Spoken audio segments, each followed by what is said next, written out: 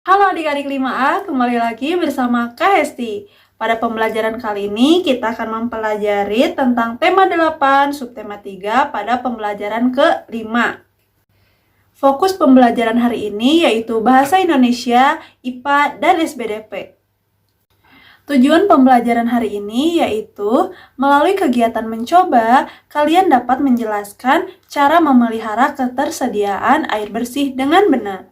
Kemudian, tujuan yang kedua adalah melalui kegiatan pengamatan, kalian dapat menjelaskan cara-cara memelihara ketersediaan air bersih dengan benar. Dan pada tujuan yang ketiga, melalui kegiatan pengamatan, kalian mampu menyebutkan langkah-langkah membuat gambar cerita dengan benar.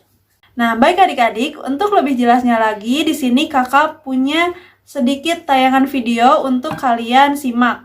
Oke, coba simak tayangan berikut ini. Penghematan air. Amatilah penggunaan air di rumahmu. Air digunakan untuk mandi, mencuci pakaian, memasak, dan mencuci piring. Berapa banyak air yang digunakan di rumahmu setiap hari? Walaupun hingga saat ini air selalu tersedia di alam, tetapi kita harus menggunakan air secara bijaksana. Menghemat penggunaan air sangat bermanfaat, terutama jika air diperoleh melalui pompa air listrik atau PDAM. Semakin sering kita menghidupkan pompa tersebut, semakin besar tagihan listrik yang harus kita bayar. Demikian juga jika kita menggunakan air dari PDAM. Semakin banyak air yang kita pakai, tagihan air per bulannya juga semakin besar. Mungkin kamu belum dapat membayangkan tentang pemborosan penggunaan air. Sahabat cerdas, melakukan penghematan air sangat penting untuk dilakukan. Berikut ini tindakan-tindakan yang dapat kita lakukan untuk penghematan air. Pertama, mematikan keran air setelah menggunakannya. Kedua, menggunakan sedikit deterjen pada saat mencuci pakaian. Ketiga, mandi menggunakan shower. Keempat, menggunakan air bekas cucian beras untuk menyiram tanaman.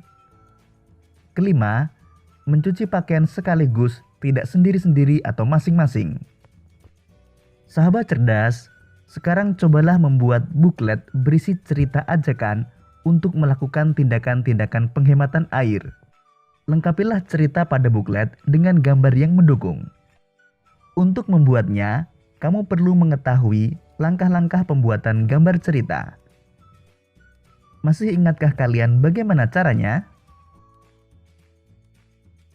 Berikut ini langkah-langkah yang harus kalian lakukan untuk membuat gambar cerita. Pertama, persiapan bahan dan alat. Sebelum menyiapkan bahan dan alat, sebaiknya kamu tentukan dahulu jenis teknik yang akan kamu gunakan. Apakah teknik basah atau teknik kering? Setelah itu, persiapkan alat dan bahannya. Kedua, menentukan tema. Pemilihan tema akan menentukan gambar yang akan dibuat. Penentuan tema dapat dilakukan dengan melihat lingkungan sekitar atau pengalaman diri sendiri dan orang lain.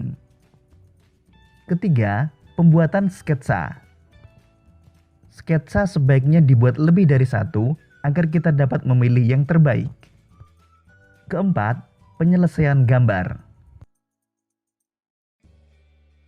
Sahabat cerdas, pada tahap penyelesaian gambar, ketika kita sudah memilih sketsa yang terbaik, kemudian kita akan menyempurnakan sketsa tersebut dengan menghapus garis-garis yang tidak perlu dan menambah garis atau coretan yang dirasa perlu agar gambar tampak lebih hidup. Selanjutnya, jika sudah mantap, warnai gambarmu dengan rapi. Kamu dapat mewarnai dengan teknik basah atau teknik kering. Pewarnaan dengan teknik basah menggunakan cat air, cat minyak atau tinta. Sebaliknya, pewarnaan dengan teknik kering menggunakan pensil warna, krayon atau oil pastel. Sahabat cerdas, setelah kamu mengetahui langkah-langkah pembuatan gambar cerita, sekarang waktunya untuk berkreasi, membuat sketsa gambar cerita berdasarkan tema yang telah kamu tentukan. Nah, bagaimana adik-adik? Apakah kalian sudah memahami materi pembelajaran hari ini? Sekian pembelajaran hari ini. Terima kasih sudah menyimak tayangan video ini dengan baik. Wassalamualaikum warahmatullahi wabarakatuh.